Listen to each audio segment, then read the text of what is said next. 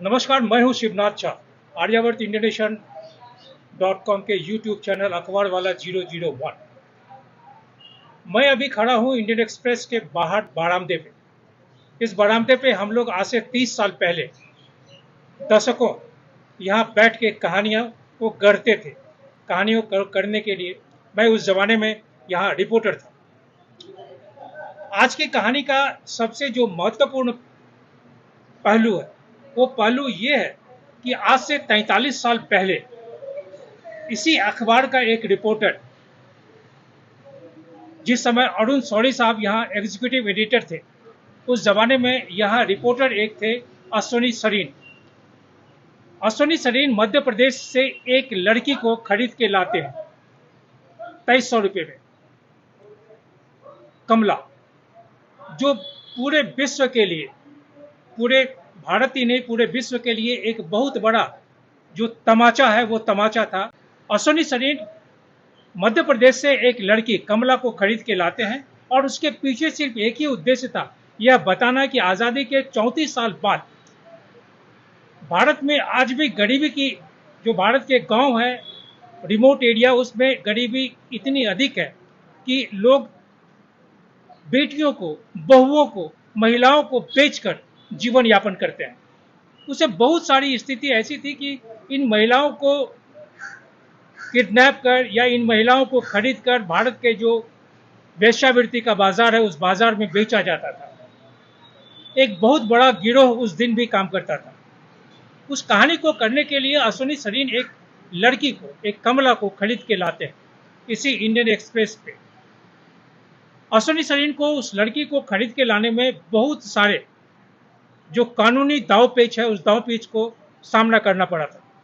उन्हें 3 रात और 4 दिन दिल्ली सल्तनत के तिहाड़ जेल में रहना पड़ा था।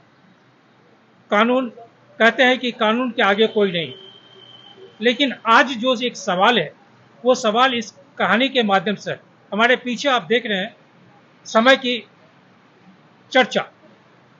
आज उस कहानी को मैं सिर्फ 42 साल पहले की कहानी को दोहरा रहा हूँ, भारत सरकार के स्टैटिस्टिक्स को सामने रखते हैं। आज भारत सरकार का जो स्टैटिस्टिक्स है, गृह मंत्रालय का जो स्टैटिस्टिक्स है, क्राइम कंट्रोल ब्यूरो का जो स्टैटिस्टिक्स है, उस स्टैट के हिसाब से तकरीबन 13.5 लाख महिलाएं भारत में गुम है। 13.5 लाख महिलाओं का गुम होना अपने आप में एक प्रशासन के प्रति या पुलिस के प्रति बहुत बड़ा तमाचा है।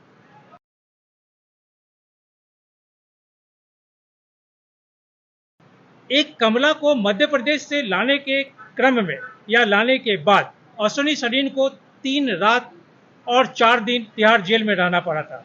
इंडियन एक्सप्रेस के रिपोर्टर को आज मध्य प्रदेश की पुलिस के पास या तो इतनी फुर्सत नहीं है या फिर मध्य प्रदेश की पुलिस यह चाहती नहीं है महिलाएं ढूंढा जाए, क्योंकि हिंदुस्तान में, आज़ाद हिंदुस्तान में महिलाओं का जो ट्रेड है, चाहे वो प्रोस्टिट्यूशन का एरिया हो या अन्य तरह से, इस ट्रेड में इतने बड़े बड़े लोगों का समावेश है, इतने बड़े बड़े लोग, इतने बड़े बड़े व्यापारी, इतने बड़े बड़े अपराधी, इतने बड़े बड़े माफिया इसमें इन्वॉल्व है, क्योंकि यह बहुत ही मुनाफे का बिजनेस है।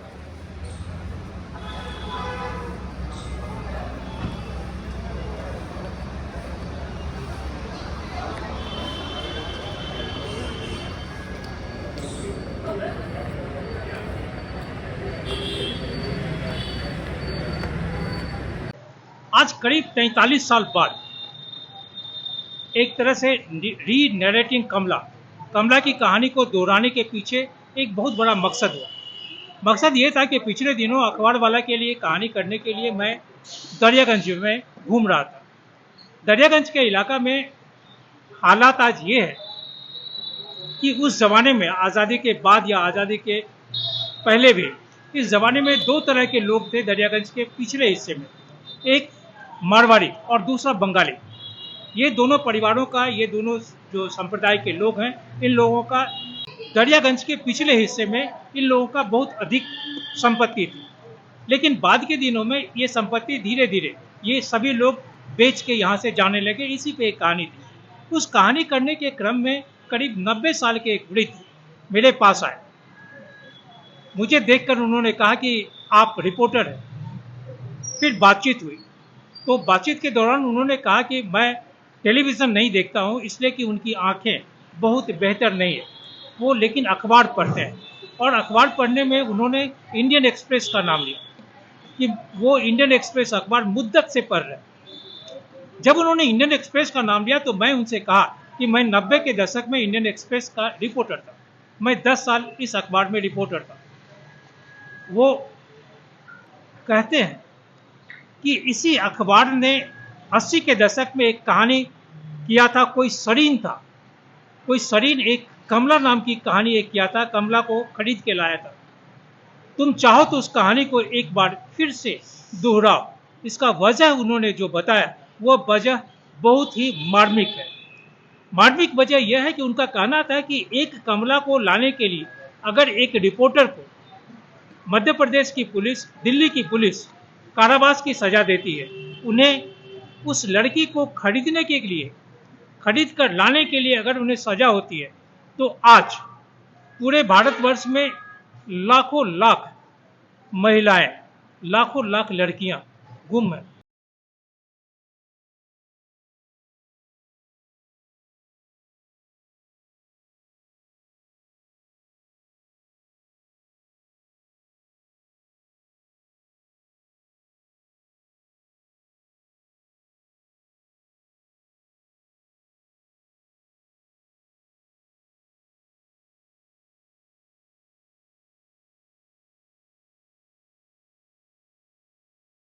भारतवर्ष की पुलिस इस दिशा में कोई पहल नहीं कर रही है कि उन लड़कियों को, उन गुम लड़कियों को या महिलाओं को वापस घर लाया जाए। इसका वजह यह है कि भारतवर्ष में जिस तरह से देह व्यापार का जो एक व्यवसाय है, ये व्यवसाय इतना अधिक हो गया है कि भारतवर्ष के तमाम राज्यों से या केंद्र शासित प्रदेशों से महिलाओं को किडनैप कर, बच्चियों को किडनैप कर इस बाजार में बेचा जा रहा है।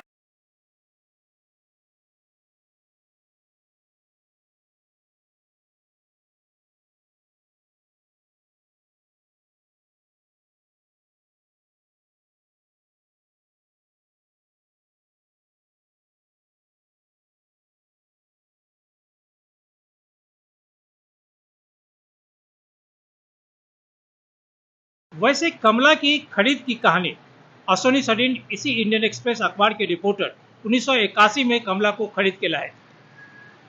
सन 81 से पहले या सन 81 के बाद, यानी स्वतंत्र भारत में सन 1947 के बाद से आज तक वेश्यावृत्ति से लेके इन महिलाओं की खरीद बिक्री पे न जाने कितने सैकड़ों फिल्म बने हैं, सैकड़ों कहानियां लिखी गई हैं। लेकिन जिस विषय को लेके चाहे बॉम्बे की फिल्म बनाने वाले हों, बंगाल के बनाने वाले हों, साउथ के लोग बनाने वाले हों, ये फिल्म निर्माता कभी भी उस परिवार का या उस परिवार की तरफ नहीं देखते जिस परिवार के विषय पे यह कहानी गढ़ी जाती है। कमला फिल्म भी 1984 में रिलीज हुआ था। यह 1981 की घटना है और 1984 में कमला फिल्म बनी थी। लेकिन कमला का क्या हश्र हुआ आज की तारीख में अगर कोई जानता है तो मैं इस कहानी को यहाँ बैठ के कर रहा हूँ। 43 साल बाद री नरेटिंग कमला कर रहा हूँ, या वह व्यक्ति जो कमला को लाया था। हिंदुस्तान में आज 136 करोड़ की आबादी है। कई एक लोगों की बेटियां, कई एक लोगों की बहू, कई एक लोगों की पत्नियां गुम हो गई। लेकिन शासन, प्रशासन या व्यवस्था के लोग, पुलिस के लोग शांत हैं, उन्हें इस बात की परवाह नहीं।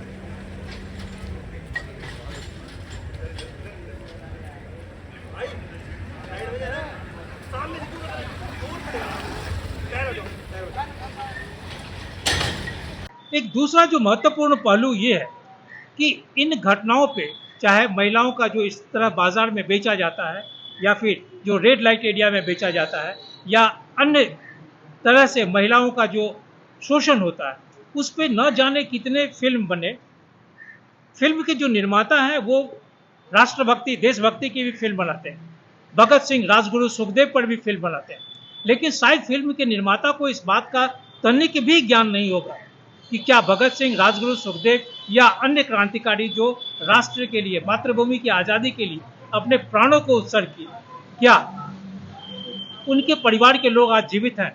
नहीं। फिल्म बनाकर पैसा कमाना यह उनका एक मुख्य पेशा है। उसी तरह इन महिलाओं को, इन लड़कियों को गांव के कस्बों से, पंचायत से किडनैप कर शहरों में, बाजारों में, वेश्याओं के बाजारों में बेचना एक बहुत बड़ा व्यवसाय है। और इस व्यवसाय में सिर्फ अपराधी ही नहीं है। अगर भारत सरकार के जो मंत्रालय हैं, चाहे सीबीआई हो या अन्य जो इंटेलिजेंस डिपार्टमेंट हो, इस तरह के जितने भी एजेंसीज हैं, अगर इस पर तहकीकात करें सच्चे मन से, तो शायद इस पूरे गिरोह में न केवल अपराधी बल्कि इसमें बहुत बड़े बड़े व्हाइट कॉलर माफिया भी नजर आएंगे। लेकिन उन्हें या उनके विरुद्ध कौन कानूनी कार्रवाई करेगा? यह एक करोड़ों नहीं अरबों खरबों का प्रश्न है।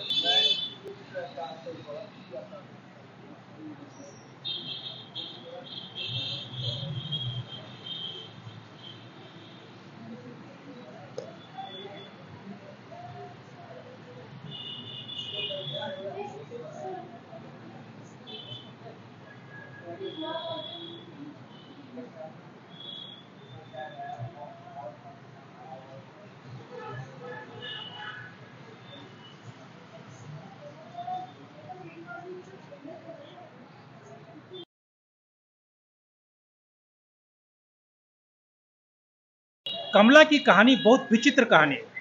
शायद आज़ाद भारत में यह पहली घटना थी जब एक महिला को खरीद के इसी इंडियन एक्सप्रेस का एक रिपोर्टर अश्विनी सरीन लाए थे।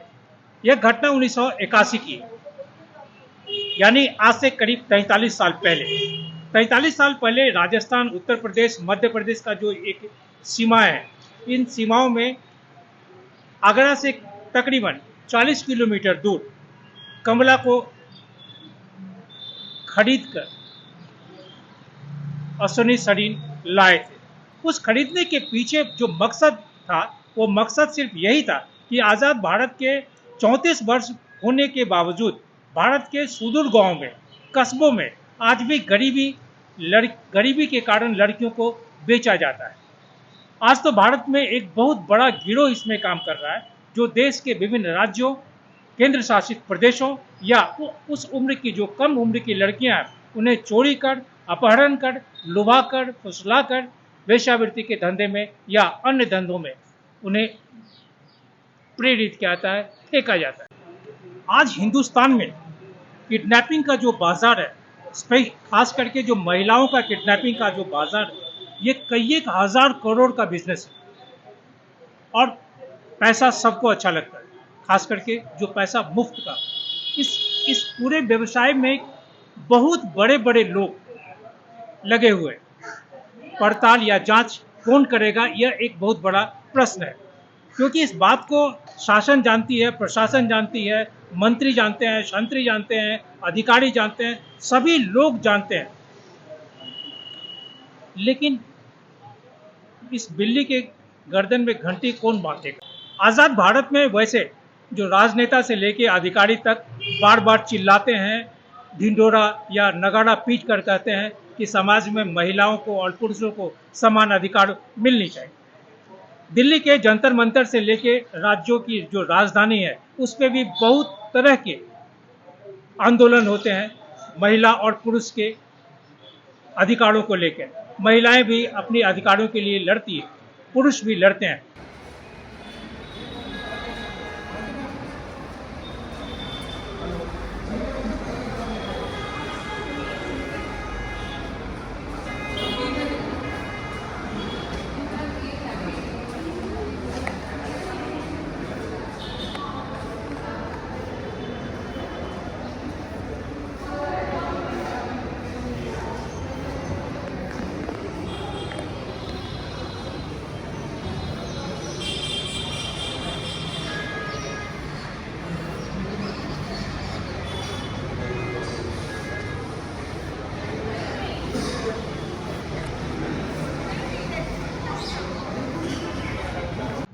इंडियन एक्सप्रेस के रिपोर्टर अश्विनी सरीन सन 1981 में जब कमला को खरीद के लाए थे इसी दफ्तर में, उसके बाद विजय तेंदुलकर एक कहानी की रचना करते हैं। एक नाट्य मंच होता है। यह नाट्य मंच 84 में हुआ और उसी नाट्य मंच के आधार पे कमला फिल्म बनी। हिंदुस्तान में या आज़ाद भारत में वेश्याओं के बारे में, महिलाओं की त्रासदी के बारे में न जाने कितने फिल्म है, सैकड़ों नहीं हजारों। इसके लेखक पुरुष भी हैं, इसके लेखक महिलाएं भी हैं। लेकिन जिस विषय को लेके फिल्म बनती है, जिस विषय पे फिल्म बनती है, क्या उस विषय के बारे में या उस विषय को लोग जानते हैं? शायद नहीं। शायद लोग यह भी नहीं जानते होंगे कि कमला को जिस जगह से लाया गया था, मध्य प्रदेश, चंबल से आगे, उसी चंबल रिवाइन में, उसी चंबल की घाटियों में आदमी की संख्या कम है जहां बंदूकों की संख्या अधिक है। यह सत्य है। और 1981 में उस समय दस्यु की जो या डकैतों की जो स्थिति थी, इसकी कल्पना नहीं की जा सकती। लेकिन उन डकैतों के बारे में या चंबल की घाटियों के बारे में न जाने कितने किताब लिखे गए, कितनी कहानियां लिखी गई, कितने फिल्म बने। लेकिन अंततः क्या उन डकैतों के परिवारों को समाज के मुख्य धारा में जोड़ने का कभी किसी ने कोशिश किया? शायद नहीं। क्योंकि अंततः सभी लोग ये चाहते हैं कि पैसे की उगाही या पैसे की कमाई कैसे हो सकती है। जिस जगह से, जिस चंबल घाटी से कमला को लाया गया था, उसी चंबल घाटी में शायद इस बात को शायद भारत के लोग, आज़ाद भारत के 76 साल बाद भी शायद लोग नहीं जानते होंगे कि उसी जगह चंबल में, उसी मुरैना के आसपास अंबा में राम प्रसाद बिस्मिल का भी पैतृक घर है। राम प्रसाद बिस्मिल पे या भगत सिंह पे या राजगुरु पे, अशफाक उल्लाह खान पे या ऐसे जितने क्रांतिकारी हैं, उन तमाम क्रांतिकारियों पे सन 47 के बाद से लेके आज तक अनगिनत फिल्म बने, अनगिनत कहानियां लिखी गई, अनगिनत किताबें बनी हो। लेकिन शायद कोई भी व्यक्ति, लेखक से लेके प्रकाशक तक, कभी इन क्रांतिकारियों के घरों में जाकर नहीं देखा होगा या जाकर देखे नहीं कि वास्तव में उन क्रांतिकारियों के परिवारों का क्या हाल है। इसका जिक्र मैं इसलिए कर रहा हूं कि पिछले 20 वर्षों से मैं जिन क्रांतिकारियों, खास करके सन 1857 और 1947 के बीच जिन्हें फांसी लगी, जो जेल में मारे गए, जो गोली के शिकार हुए, उन क्रांतिकारियों के जो आज के वंशज हैं, उन्हें मैं ढूंढ रहा हूं। मुझे नाज है अपने आप पे कि मैं अभी तक 76 वंशजों को ढूंढा हूं। मुझे फक्र है अपने आप पे कि मैं किताबों के माध्यम से 6 परिवारों को नया जीवन दिया। लेकिन कमला की कहानी होने के बाद आज भारत में लोग कमला को भूल गए।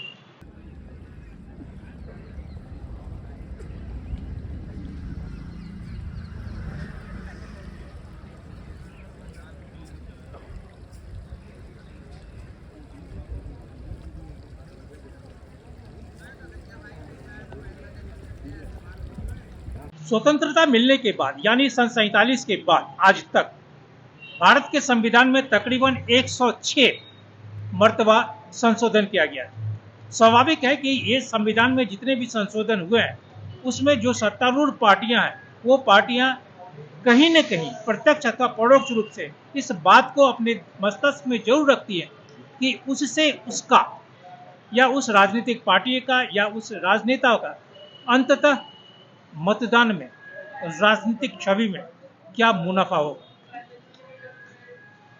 106 संविधान में संशोधन होने के बाद आज महिलाओं की जो दशा है, जो दुर्दशा है, वो शायद इस संविधान को संशोधन करने वाले लोग जानते हैं।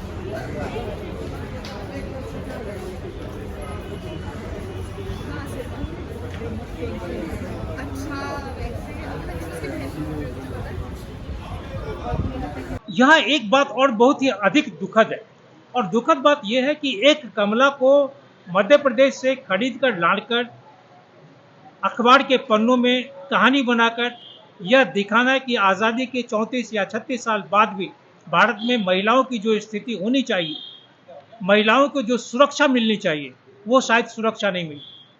चाहे भारत में 106 बार संशोधन संविधान का क्यों नहीं किया गया। लेकिन भारत का जो क्राइम रिकॉर्ड ब्यूरो है, भारत के गृह मंत्रालय का जो रिकॉर्ड है, उस रिकॉर्ड में ऐसा कहा गया, ये लिखित है, ये भारत के संसद में, लोकसभा में भी ये प्रस्तुत किया गया था कि सिर्फ 2019 और 2021 के बीच भारतवर्ष में तकरीबन 13.5 लाख महिलाओं का गुम है। ये महिलाएं गुम होंगी, ये महिलाएं संभवतः इनका अपहरण किया गया होगा, या ये महिला विभिन्न परिस्थितियों में अपने घर से बाहर निकल गई होंगी, गुम हो गई होगी, लेकिन ये फिर कभी मिली नहीं। इन 13.5 लाख महिलाओं में तकरीबन 36,104 महिलाएं मध्य प्रदेश की हैं। सन 1981 में जिस कमला को लाने के बाद अश्विनी सरीन को, इंडियन एक्सप्रेस को, उस रिपोर्टर को 3 रात और 4 दिन तिहाड़ जेल में रहना पड़ा था कानून के उल्लंघन करने के क्रम में, आज उसी मध्य प्रदेश में तकरीबन 36,104 महिलाएं गुम है, लेकिन वहाँ के प्रशासन या वहाँ की पुलिस को इस बात की तनिक भी फिक्र नहीं है, अथवा उनका गुम होना उनके लिए कोई फर्क नहीं पड़ता है।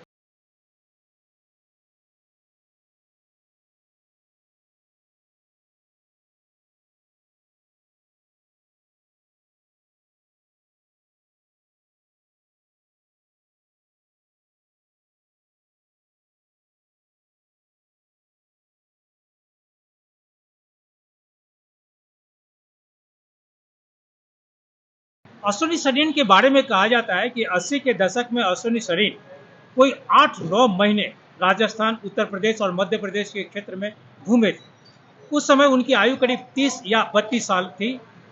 लंबा शरीर, दुबला पतला सुडौल शरीर था, गहरी मूछ थी, और सबसे अधिक की उग्र दिमाग वाला पत्रकार चंबल की धाराओं को पार बिहड़ों को पार कर दर्जनों बार राजस्थान, मध्य प्रदेश, उत्तर प्रदेश की उन बस्तियों में भ्रमण किए, उस जमाने में जहां गरीब परिवार की लड़कियों को, महिलाओं को सामान की तरह बेचा जाता था पैसों के लिए। अश्विनी सीध के जो शब्द होते थे वो बहुत ही मिर्चीदार शब्द होते थे। वो लिखने में बहुत ही प्रत्यक्ष, यानी सीधा प्रहार करते थे शब्दों के माध्यम से। उस समय यह सोचा गया कि शब्द के माध्यम से सिर्फ लिखना यह शायद उतना ज़्यादा असरदार नहीं होगा, बशर्ते कि हम वास्तविक रूप से उस महिला को लाकर समाज अथवा व्यवस्था अथवा प्रशासन के सामने यह पेश करें कि कमला को हम खरीद के लाए।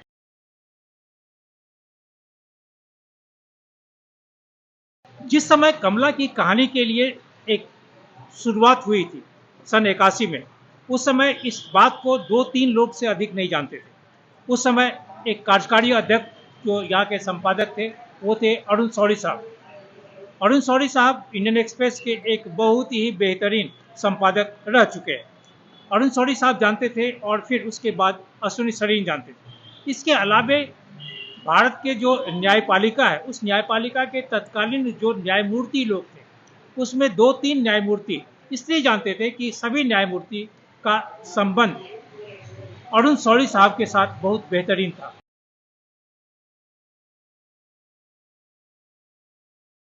अश्विनी सरीन उससे पहले बहुत सारी कहानियां किए थे, जैसे उन्होंने रक्षा के मामले में एक बहुत बड़ा रैकेट का पर्दाफाश किया था, जिसमें करोड़ों रुपये का सवाल था। तिहाड़ जेल में जो कैदियों के साथ व्यवहार होता था, तिहाड़ जेल की जो स्थिति थी, उसके बारे में उन्होंने बहुत ही मर्मस्पर्शी, बहुत ही इमोशनल स्टोरी उन दिनों उन्होंने किया था। फिर आपातकाल के दौरान में जो नसबंदी की बात हुई थी, परिवार नियोजन की बात हुई थी, उसकी कहानी उन्होंने बहुत बेहतरीन कहानी किए थे कि कैसे अत्याचार किया गया था। उन्होंने बहुत ही बेबाक रूप से अश्विनी सरीन ने कहानी कहा, और उसी कहानी के क्रम में कमला की एक कहानी आई थी। इसलिए यह सोचा गया, खास करके जो कार्यकारी जो संपादक थे अरुण शौरी साहब, यह सोचे कि इस चीज को बहुत ही गोपनीय रखा जाए। उसके बारे में इसकी गोपनीयता इतनी अधिक थी कि उस समय इंडियन एक्सप्रेस के जो संपादक थे एस निहाल सिंह भी नहीं जानते थे, या अपने रिपोर्टर्स का या ब्यूरो या पूरे इंडियन एक्सप्रेस में जो एडिटोरियल था उस एडिटोरियल में कोई भी व्यक्ति इस बात को नहीं जानता था कि अश्विनी सरीन आखिर पिछले 8 महीने अथवा 9 महीने में बार बार कहाँ जा रहा है।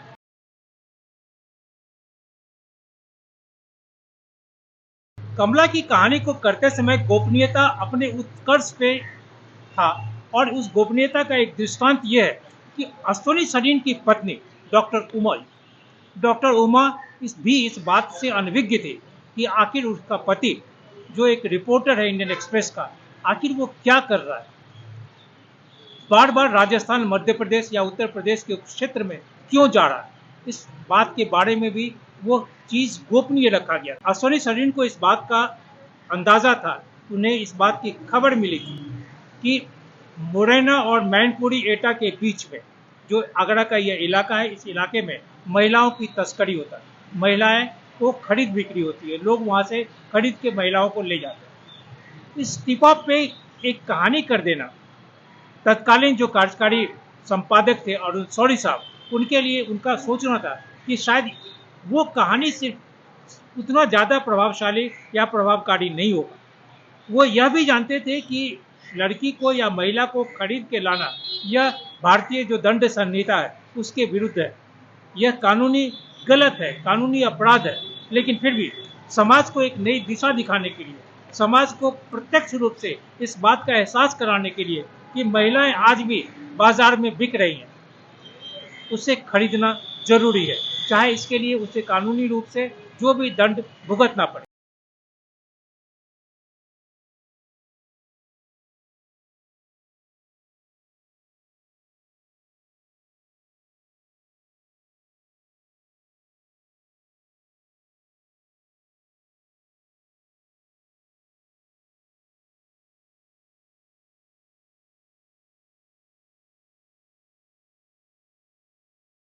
जैसे ही यह कहानी एक्सप्रेस के मुख्य पृष्ठ पर प्रकाशित हुई, अश्विनी सरीन को पूरे देश से बहुत तरह की सराहना मिलने लगी, लेकिन समाज में, खासकर पत्रकारिता के क्षेत्र में उन दिनों भी आलोचक थे और आज तो भरे पड़े। आलोचकों का कहना था कि कमला की जो कहानी प्रकाशित हुई है वो कहानी में एक्सप्रेस के रिपोर्टर अश्विनी सरीन ने बहुत बढ़ा चढ़ाकर उसे पेश किया। आज के जो संपादक हैं भारत के विभिन्न अखबारों में या टेलीविजन में या पत्र पत्रिकाओं में, वो कितने दक्ष हैं, कितने सामर्थ्यवान हैं अपने रिपोर्टर्स को पीठ पीछे खड़े होने के लिए, यह मैं नहीं कह सकता हूँ, क्योंकि हर एक संपादक के पीछे कुछ न कुछ राजनीतिक हथकंडा होता है। और अगर कोई रिपोर्टर कुछ ऐसी खबर लाए या लिखे जो उनके पॉलिटिकल मास्टर के सोच या पॉलिटिकल मास्टर के आइडियोलॉजी के विरुद्ध होता है, तो ऐसे में जो संपादक महोदय हैं वो अपना हाथ पीछे कर लेते हैं। यह दृष्टांत है, बहुत सारे दृष्टांत हैं ऐसे में। लेकिन जब अश्विनी सरीन कमला को खरीद के लाए थे तो उस दिन कार्यकारी जो संपादक थे अरुण शौरी साहब, और जो इंडियन एक्सप्रेस के संपादक थे एस निहाल सिंह ने उन्होंने लिखा कि 3 राज्यों में फैले इस संगठित अपराध को रोकने के लिए अधिकारियों द्वारा कुछ नहीं किया गया। कमला उस क्षेत्र में अभी भी प्रचलित गुलामी का प्रतीक है। हमारी कार्रवाई हमारे पाठकों को यह बताने का एकमात्र प्रभावी तरीका था कि हम उसे खरीद के लाए, उसके आसपास क्या हो रहा था, क्या बुराई से छुटकारा पाने के लिए क्या हो सकता है, इसे बताने के लिए हम कमला को खरीद के लाए।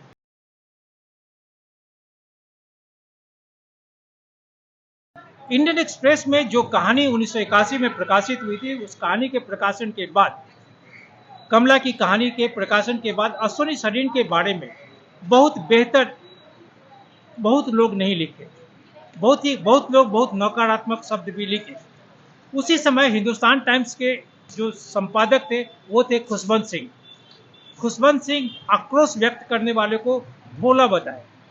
और उन्होंने अपने साप्ताहिक कॉलम में पूछा कि हमारे शिक्षित शहरी निवासी बनावटी विश्वास के किस हाथी दांत के टावर में रहते हैं। उन्होंने यह भी लिखा कि यह शर्मनाक तथ्य है कि हमारे देश में इतनी भीषण गरीबी है कि मानव मांस बटन मटन से कुछ अधिक कीमत पे बिक रहा है। कमला को खरीद कर लाने के बाद इंडियन एक्सप्रेस में जो कहानियों की सिलसिला चला, अश्वनी सरीन तो लिखे ही लिखे। यहाँ के जो एग्जीक्यूटिव एडिटर थे अरुण शौरी साहब, उन्होंने लिखा।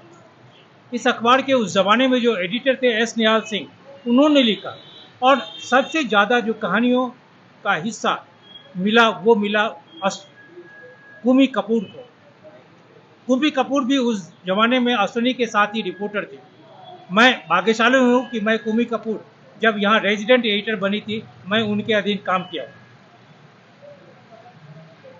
कमला की कहानी को भारतवर्ष के जितने अखबार हैं, चाहे एजेंसी हैं, यूएनआई, पीटीआई या उस जमाने के जितने भी संचार के माध्यम थे, उन तमाम जगह दिखाया गया।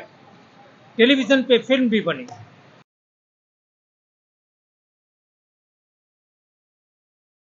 कमला की कहानी को, अश्वनी की कहानी को टाइम मैगजीन ने छापकर विश्वव्यापी किया।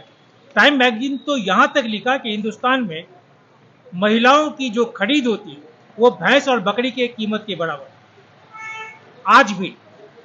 आज भी स्थिति में बहुत ज़्यादा का परिवर्तन नहीं है। आज भी महिलाओं की जो दशा और दुर्दशा है समाज में, वह बहुत बेहतर नहीं है।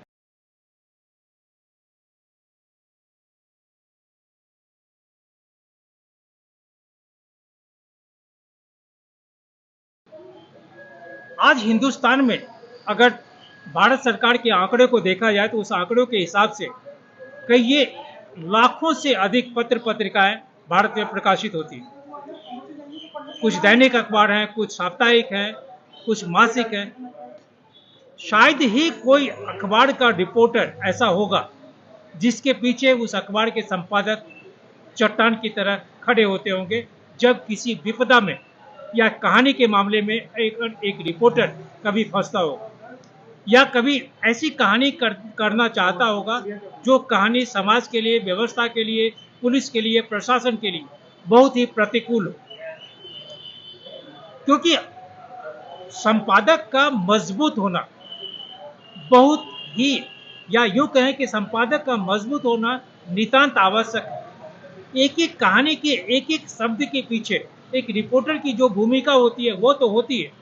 एक रिपोर्टर उस कहानी को गढ़ने में कितना मेहनत करता है यह वह जानता है, लेकिन उन शब्दों को छपने के बाद चाहे वो प्रशासन, शासन के लिए, नेता के, अभिनेता के लिए विरुद्ध ही हो, सवाल यह है कि संपादक, उस अखबार का संपादक खड़ा होता है अथवा नहीं।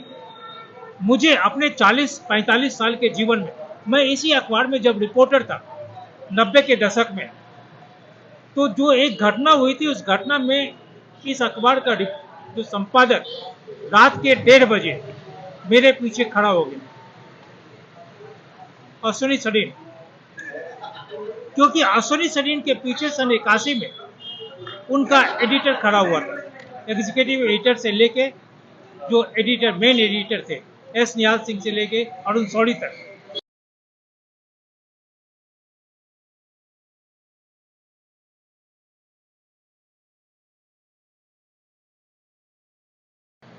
इस घटना के 1981 के दशकों बाद जब अरुण शौरी बायोग्राफी लिखने लगे तो उन्होंने 1981 के उस घटना का जिक्र किया और उन्होंने अश्वनी सरीन का जिक्र किया। उन्होंने लिखा कि अश्वनी सरीन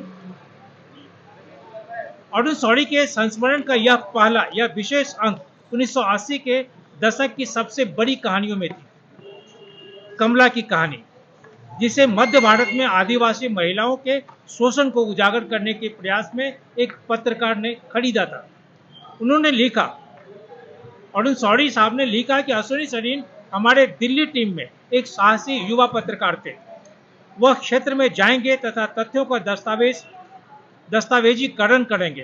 परिवार नियोजन के नाम पर आपातकाल के दौरान अधिकारियों की जो ज्यादतियां हुई थी उससे लेकर पुराने रक्षा वाहनों के निपटान तक जो अनियमितताएं हुई थी, उन तमाम को तिहाड़ जेल में जो घटनाएं हुई थी, उनको ये प्रमाणित करने के लिए उन्होंने खुद को नशेड़ी घोषित कर दिया था। नशेड़ी जैसा व्यवहार कर कहानी एकत्रित किए थे। खुद को उन्होंने जेल में डाला था। जब वो जेल के अंदर थे, उन्होंने निश्चित रूप से अपनी स्थितियों के बारे में जानकारी एकत्रित की, लेकिन सबसे अधिक महत्वपूर्ण वहाँ दवाओं से मुक्त प्रवाह के जो बारे में जो जानकारी, वहाँ जो बाहर से दवाएं मिलती थी उसके बारे में जानकारी एकत्रित करना और फिर बाहर आकर लिखना, यह बहुत ही महत्वपूर्ण बात है। एक संपादक, एक रिपोर्टर के लिए, एक बहुत छोटे से रिपोर्टर के लिए उसके पीठ के पीछे खड़ा होता है। आज ये परिस्थिति नहीं है। आज अगर ऐसी कोई बात होती है या ऐसी कोई वारदात होती है तो रिपोर्टर को दरवाजा का रास्ता दिखा दिया।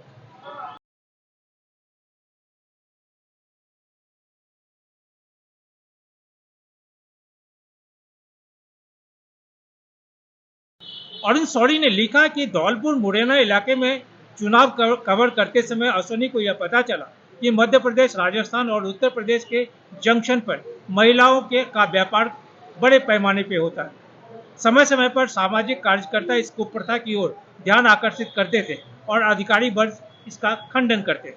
अश्विनी ने जब उन्हें बताया कि वह इस क्षेत्र में जाने और वास्तव में एक महिला को खरीदने, उसे दिल्ली तक लाने को तैयार था, उन्होंने यानी अरुण शौरी ने प्रोजेक्ट को सबों से दूर रखा, घर से भी और कार्यालय से भी।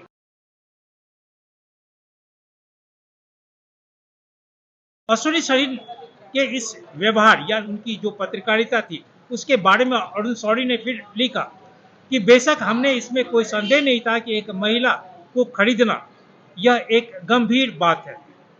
मैंने 5 प्रतिष्ठित व्यक्तियों को लिखा था।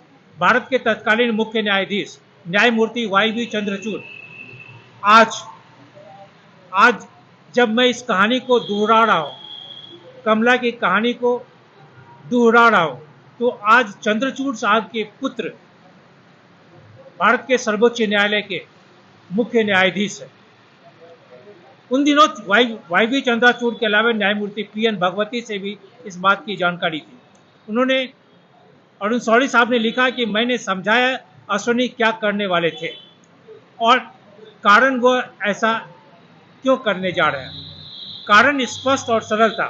एक मानवीय प्रथा को, एक अमानवीय प्रथा को समाप्त करने के लिए कदम उठाने के बजाय मध्य प्रदेश की सरकार इसे झूठ करार करती थी, साथ ही इसे कवर कर देती थी।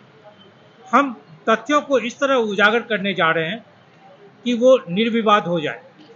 इससे सरकार पर अंततः गरीब जनजातीय लोगों को अपनी बहनों और बेटियों पर इस भयानक भाग्य का बोझ रोकने के लिए शिक्षित करना या उन्हें सजग करना बहुत आवश्यक था।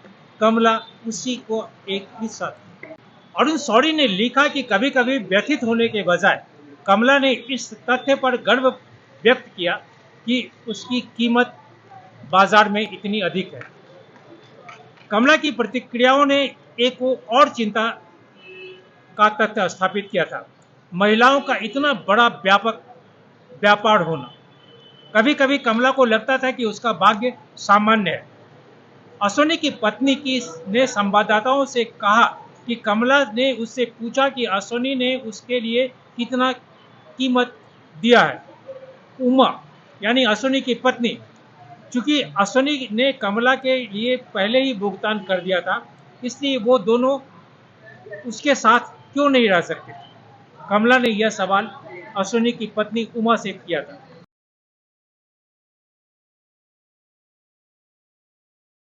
कमला की कहानी उस समय या अश्विनी शरीन उस समय भारत के प्रत्येक घर में एक घरेलू शब्द बन गए, क्योंकि उनका जो काम था वो काम ही कुछ ऐसा था कि संपूर्ण रूप से जो खास करके जो महिलाएं हैं, महिलाओं की जो व्यथा थी, उस व्यथा को के मद्देनजर अश्विनी का जो काम था वो काम उनके मानस पटल पे बैठ गया। कमला की कहानी के प्रकाशन के बाद, या यूं कहें कि अखबार के पन्नों पे, समाचार पत्रों में, टेलीविजन में कमला की बात आने के बाद एक ऐसी उम्मीद जगी थी कि भारत में जो महिलाओं का अपहरण या महिलाएं जो समाज से गुम हो जाती है, घरों से गुम हो जाती है, यह प्रथा या यह कुप्रथा समाप्त हो जाएगी। लेकिन ऐसा हुआ नहीं। यहाँ तक कि कमला को इतनी कहानियां के बाद कमला को उस तत्कालीन जो सरकार थी या तत्कालीन जो व्यवस्था थी उसे रिहैबिलिटेट करने के लिए जहां रखी, वो अपनी जो उत्तरदायित्व या जो जवाबदेही थी प्रशासन की, वो उसे पूरी नहीं कर सकी। परिणाम ये हुआ कि एक दिन कमला फिर गायब हुई।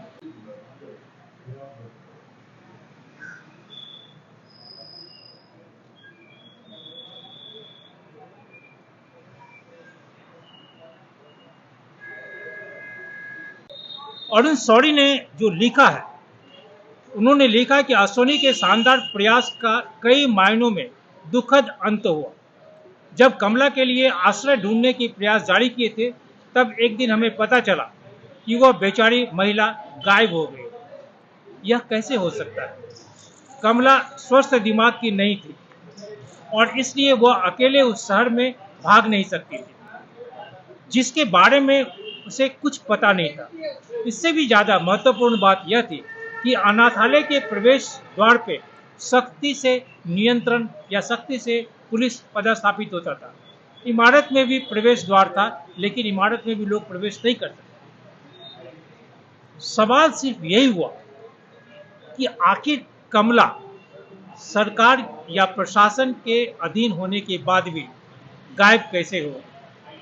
वैसी स्थिति में आज अगर 13.5 लाख महिलाएं भारत के घरों से, भारत के समाज से, गांव से गायब है, पुलिस के फाइल में उनका नाम दर्ज है, उनके परिवार का नाम दर्ज है, उनका पता ठिकाना दर्ज है, लेकिन पुलिस को पता नहीं है, तो यह भी एक बहुत बड़ा दुर्भाग्य है। आज जिस कमला को मध्य प्रदेश से लाने के बाद अश्विनी शरीन को जेल जाना पड़ा था, इसी इंडियन एक्सप्रेस के रिपोर्टर ने आज उसी मध्य प्रदेश में तकरीबन 36,104 महिलाएं, ये आंकड़ा मेरा नहीं है, ये आंकड़ा भारत सरकार के गृह मंत्रालय का है, यह आंकड़ा क्राइम कंट्रोल ब्यूरो का है।